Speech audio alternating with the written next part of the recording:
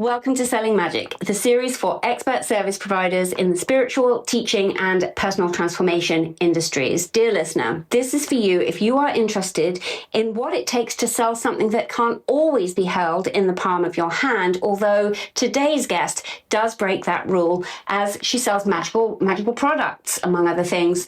We're interested in how we learn to sell and how we ultimately profit from intangibles such as potential, meaning, power, and change. I'm your host, Anna Bellissima. You can find me on all social media channels, and my guests here share their hard-won wisdom and cautionary tales to help you grow your business. Selling Magic is brought to you by The Demand Shift.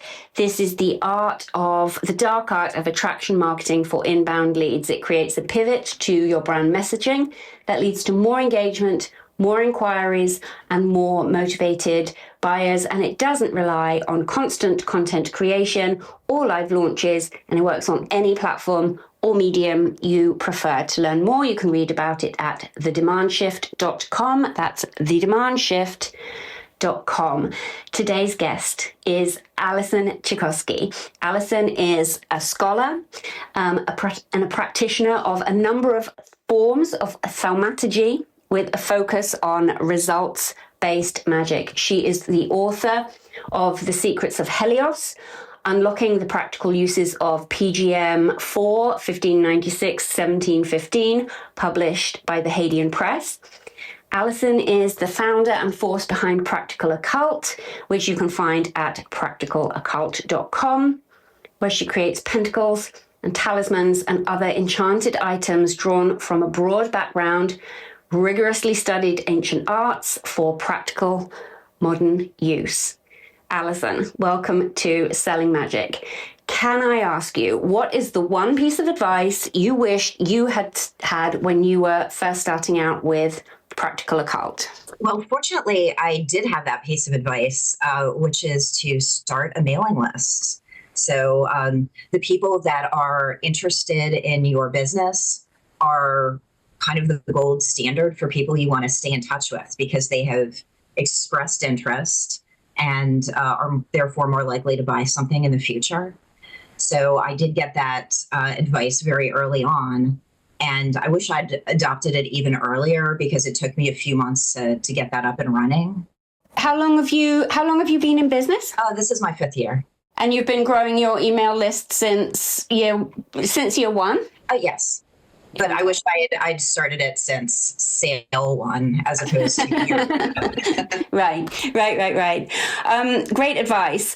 I would love to talk to you about some of the potential pitfalls that come into the sphere of selling magic. And I know you are have very firm views and boundaries around what you will and won't and can and cannot say around the efficacy of magic products and services, I'm sure. So just talk us through your process of knowing what it is that you want to say about the talismans you're selling.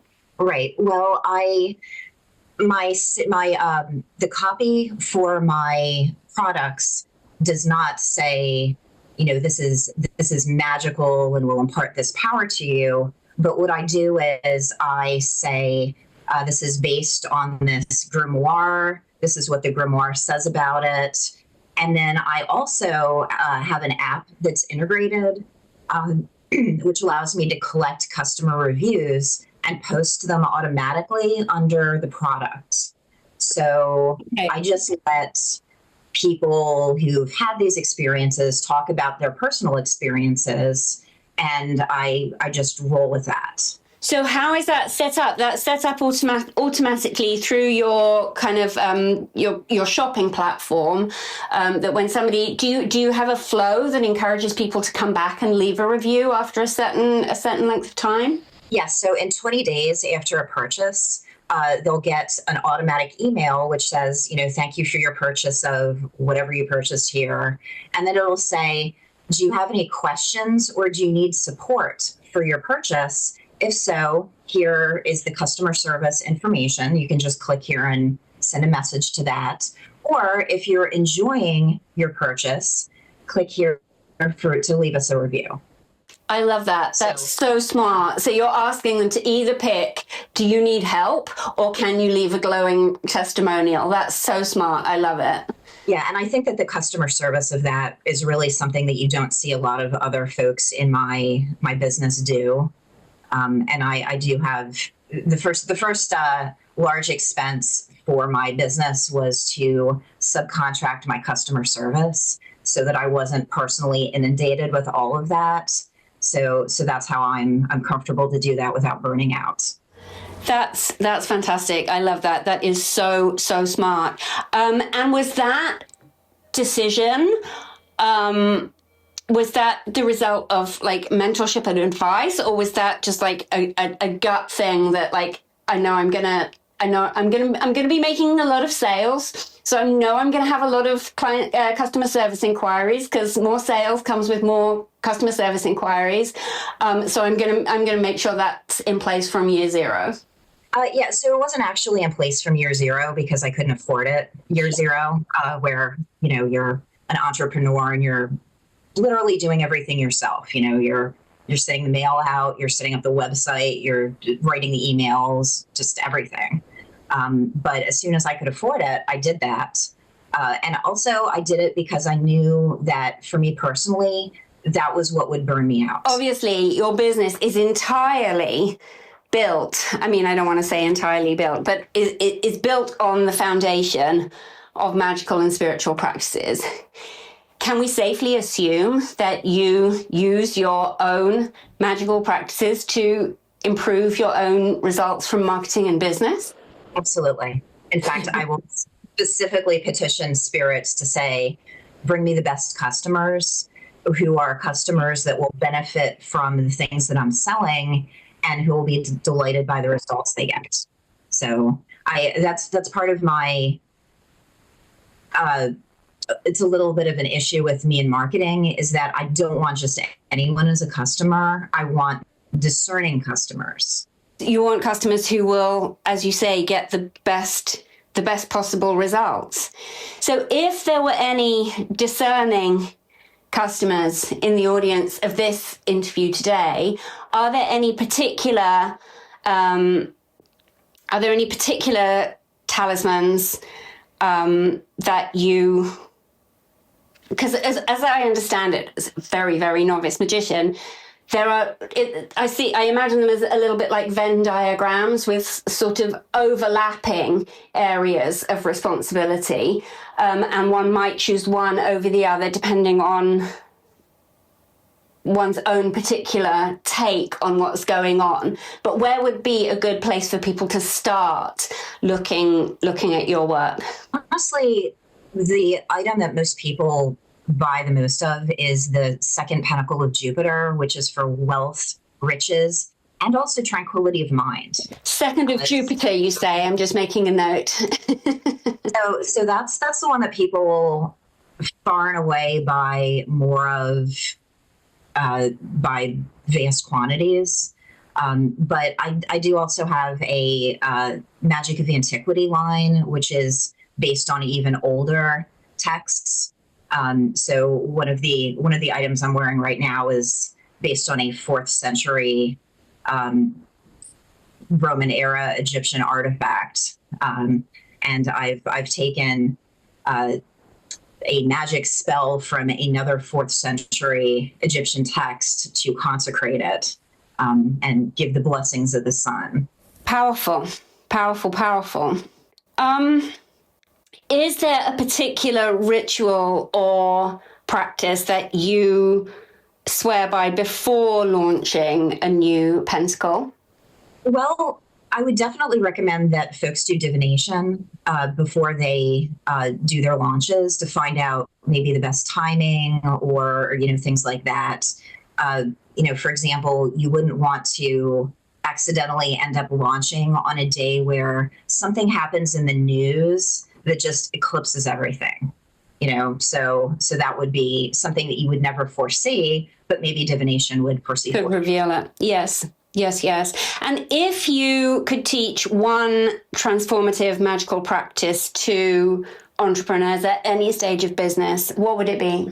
I actually wrote a little book about it. It's The Secrets of Helios, and it's got a single spell in it, also Egyptian, and it's a request to the sun god for various boons. So success, victory, glory, honor, all sorts of things that any entrepreneur would want. And I definitely feel that when I've done this spell, or I'm wearing something that's been consecrated by this spell, that I feel like I have a solar glow and that it helps me achieve things. That's quite a recommendation. And this is all outlined in your book, you say? Yes. So I have a little guide. Yeah. And it's very, very inexpensive. I think it's about $2 on Kindle. So let me know, how can we learn more about what you do? And you talked about attracting the most discerning customers. Who gets the most out of working with your pentacles and talismans? It could honestly be anyone. They don't have to have any background in magic at all. This works for everyone. It just helps to be, I guess, open-minded, because I'm not trying to convince skeptics about things. I'm just trying to say, I'm putting out good quality work, see what other people have said. And actually, as a case study for marketing, I've been looking at the Vatican Gift Shop, because I think that there's a lot of similarity there, because they're items that are related to angels and saints. They're blessed by the Pope. And while they're not saying, oh, get this saint metal to put in your car so God protects you from being in an accident, it's kind of implied. It's implied. Oh, what a brilliant case study. That's incredible market research. I love it. I love it. So we can see the influence of the Vatican Gift Shop at practicaloccult.com.